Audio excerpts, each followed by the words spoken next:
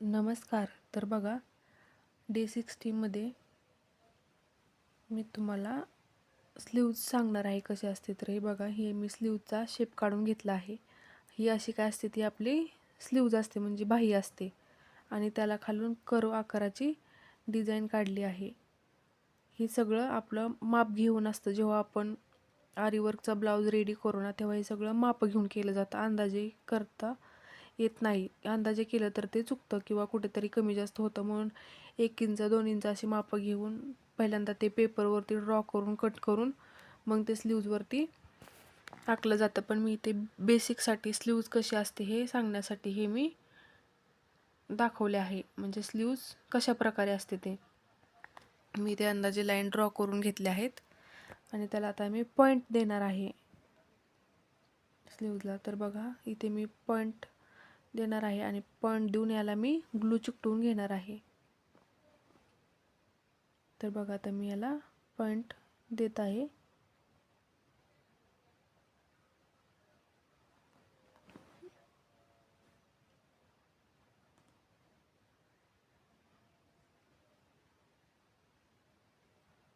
तर बघा, असे मी याला इथे स्लीव्जला पॉईंट दिले आहेत आणि आता पॉईंट दिल्यानंतर मी तिथे ग्लू चिकटवून घेणार आहे.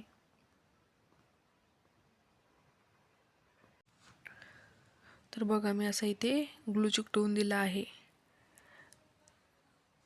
लाईनच्या मध्यभागी मी ग्लू चिकटवून तिथे स्क्वेअर शेपचे जे फिटिंग स्टोन असतात ना, ते मी तिथे चिकटवून देणार आहे. हे बघा, हे असे स्क्वेअर शेपचे फिटिंग स्टोन आहेत. त्याला मी त्रिकोणी शेपमध्ये ते चिकटवले आहेत. तर हे बघा, असे मी चिकटवले आहेत. आडवे न चिकटवता मी ते उभे चिकटवले आहेत आणि मी आता स्टार्टिंग जरी थ्रेडपासून करणार आहे. बघा, मी इथे जरी थ्रेड घेतला आहे आणि जरी थ्रेडला गाठ मारून घेतली आहे. तर हा थ्रेड मी कसा अंगठा आणि 3 नंबरचं बोट याच्या चिमटीत मी धाग्याची गाठ पकडून घेणार आहे आणि 2 नंबरच्या बोटाला धागा गुंडाळून पुन्हा चिमटीत मी पकडून घेणार आहे. बघा, आता इथे मी धागा वरती काढून घेतला. वरती काढल्यानंतर एक उलटी स्टिच मारणार, म्हणजे वरच्या साईडला स्टिच मारून घेणार एक आणि नंतर खाली वर्क करत येणार आहे. तर बघा, इथे मी उलटी स्टिच टाकून घेतली आहे. आता पुन्हा खाली रिटर्न वर्क करत येणार आहे. जेव्हा कधीही आपल्याला स्टार्टिंग करायची असेल किंवा डायरेक्शन बदलायची असेल ना, तर एक उलटी स्टिच घ्यायची, एक डबल स्टिच घ्यायची आणि नंतरच वर्क सुरू करायचं. तसं वर्कच स्टार्ट करायचं नाही. ते बघा, मी अशा स्टिच टाकत वर्क करणार आहे. सेम तीच प्रोसेस कंटिन्यू आपल्याला करायची आहे. फक्त जिथे आपल्याला डायरेक्शन चेंज करायची असते ना, तिथे आपल्याला डबल स्टिच घ्यायची असते, म्हणजे उलटी स्टिच घ्यायची असते. आता इथे बघा, हे माझा कर्व इथे कंप्लीट झालेला आहे. तर मला पुन्हा स्टार्टिंग तिरकं वर्क करायला लागणार आहे. तर मी तिरक्या साईडला एक उलटी स्टिच टाकून घेणार आहे. तर बघा, तर मी इथे तिरक्या साईडला एक उलटी स्टिच टाकून घेणार आणि नंतर तिरक्या साईडला सरळ खाली येणार.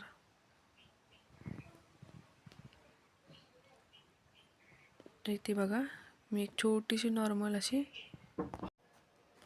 तिरकी स्टिच टाकून नंतरनी खाली वर्कला सुरुवात केली आहे. सेम याच प्रोसेसने आपल्याला हे जे खालचं कर्वचं वर्क आहे ना, ते कंप्लीट करायचं आहे. जिथे आपल्याला डायरेक्शन बदलायचे आहे ना, तिथे आपण डबल स्टिच टाकून घ्यायची, म्हणजे एक उलटी स्टिच टाकायची.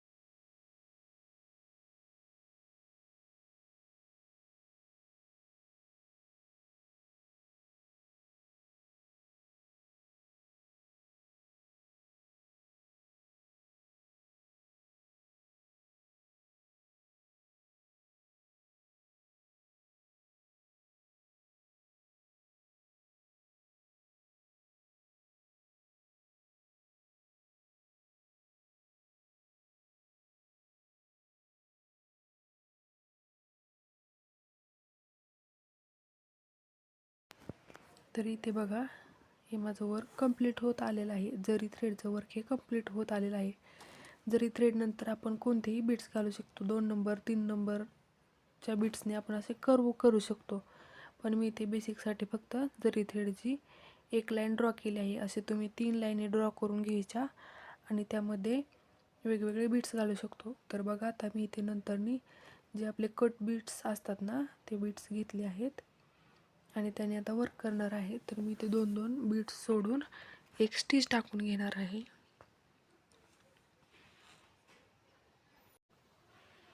तर बघा इथे मी 3 बीट्स घातले आहेत. त्याच्यानंतर व्हाईट ड्रॉप शेप असतो ना तो घेऊन एक शुगर बीट घेतली आहे आणि त्याला इथे मी तिरकस अशी स्टिच मारून दिली आहे.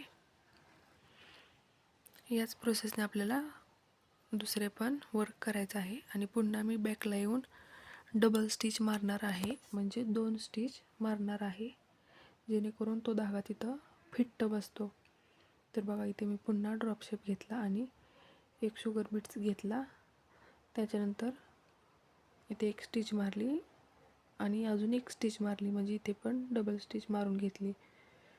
जेव्हा आपण बीट्स घालू ना तेव्हा डबल स्टिच घ्यायची आणि बीट्स घालून झाल्यानंतर सुद्धा डबल स्टिच घ्यायची. तर बघा इथे मी पुन्हा ड्रॉप शेप घेतला आहे आणि एक शुगर बीट घेऊन स्टिच मारली आहे.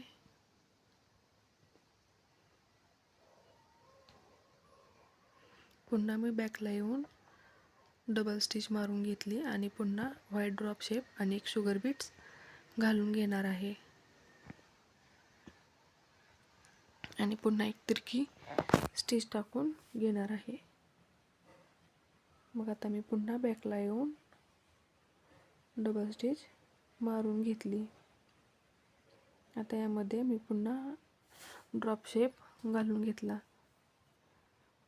आता बघा आपली जो स्क्वेअर होता ना त्या स्क्वेअरला याने कडा करायचा आहे. कडा करताना जिथे डायरेक्शन चेंज आहे ना तिथे आपण डबल स्टिच टाकून घ्यायची. तर आता बघा इथे डायरेक्शन चेंज आहे म्हणून मी डबल स्टिच टाकून घेतली. पुन्हा इथे आपल्याला डायरेक्शन चेंज आहे म्हणून मी पुन्हा इथे डबल स्टिच टाकून घेतली. आपल्याला चारही कडांना डबल स्टिच टाकून घ्यायची असते.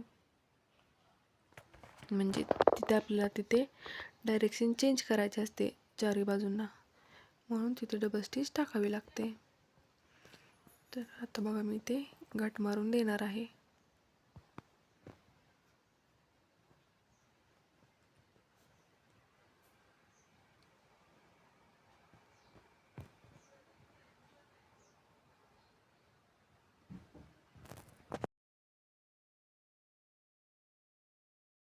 मी आता पुन्हा वर्क स्टार्ट केलं आहे. तर मी स्टार्टिंगला इथे डबल स्टिच मारून घेतली आहे आणि पुन्हा कट बीट्स घेऊन वर्कला स्टार्ट केलं आहे.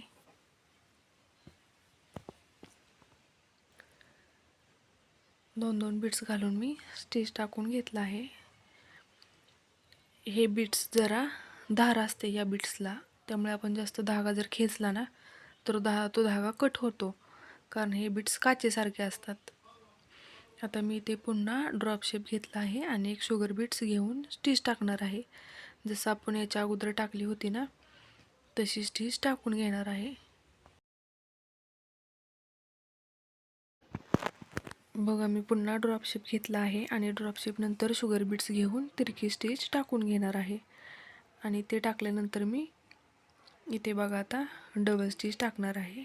ही एक स्टिच झाली आणि याच्यानंतर अजून एक स्टिच टाकून घेतली आणि बॅकला सुद्धा 2 स्टिच टाकून घेतल्या. आता मी पुन्हा व्हाईट ड्रॉप शेप आणि शुगर बीट सोडून 2 स्टिच मारून घेणार. आपल्याला हीच प्रोसेस कंटिन्यू करूनही आपल्याला वर्क कंप्लीट करायचं असतं. तर बघा पुन्हा बॅकला यायचं आणि पुन्हा डबल स्टिच टाकून घ्यायची. तर बघा मी हे असे बीट्स निडल्समध्ये घातले आहेत. म्हणजे जे आपला ड्रॉप शेप आहे ना तो ड्रॉप शेप आपण सुईमध्ये उलटा टाकून घ्यायचा, म्हणजे त्याची डायरेक्शन ती बरोबर येते. तर बघा इथे मी स्टिच टाकून घेतली. तुम्ही हा व्हिडिओ शेवटपर्यंत नक्की बघा. स्किप करू नका, म्हणजे तुम्हाला कळेल वर्क हे कसं असतं स्लीव्जवर. बघा आता मी पुन्हा ड्रॉप शेप आणि शुगर बीट्स घेऊन स्टिच मारून घेणार. येता इथे एकच स्टिच मारली तरी चालते. आता मी पुन्हा कट बीट्स घेऊन लाईन ड्रॉ करणार, किंवा आपण इथे गाठ मारून दिली तरी चालते. बघा आता इथे मी कट बीट्स घेऊन पुन्हा वर्कला स्टार्ट केलं आहे. आणि आता इथे ह्या बाहीचा आपला शेवट झाला, म्हणजे या बाहीचा एका लाईनचा आपला शेवट झाला, तर मी ते गाठ मारून आपलं वर्क कंप्लीट करून देणार. बघा आता इथे मी गाठ मारून घेतली. आता ही गाठ अशीच ठेवणार आणि धागा न तोडता हाच धागा या साईडला घेणार, म्हणजे जी आपली दुसरी लाईन ड्रॉ केली आहे ना तिथे घेणार. आता हे बघा आपलं हे वर्क इथं फिक्स झालं. आता हे किती जरी ओढलं तरी हे निघणार नाही. आता मी हेच धागा इकडे घेतला आहे. पण ही स्लीवची एक लाईन तयार केली ना, तशीच ह्या दोन्ही लाईन पण तयार करायच्या आहेत. तुम्ही हा व्हिडिओ शेवटपर्यंत नक्की बघा, स्किप करू नका, म्हणजे तुम्हाला समजेल आरी वर्क करताना स्लीव्ज ही कशी असते. बघा काही टिप्स आहेत. प्रत्येक लाईन आपली पूर्ण झाली की तिथे ती गाठ मारून द्यायची, आणि जिथे आपल्याला डायरेक्शन चेंज करायचं आहे ना तिथे आपण डबल स्टिच टाकून घ्यायची. आणि जिथे आपल्याला पॉईंट काढायचे असतील, म्हणजे कुठे कोना कोपरा असेल ना, तो असा आपल्याला हुबेहूब कोपरा कोना काढायचा असेल तर तिथे त्या कोण्याला डबल स्टिच द्यायची, म्हणजे तिथं तो कोना निघतो. आणि जर आपण डायरेक्ट जर डबल स्टिच जर नाही घेताना असं वर्क केलं तर तिथं तो गोल शेप तयार होतो, आपला असा पॉईंट निघत नाही. डबल स्टिच ही कंटिन्यू द्यायचीच, आणि वर्क स्टार्टिंग करताना सुद्धा डबल स्टिच द्यायची.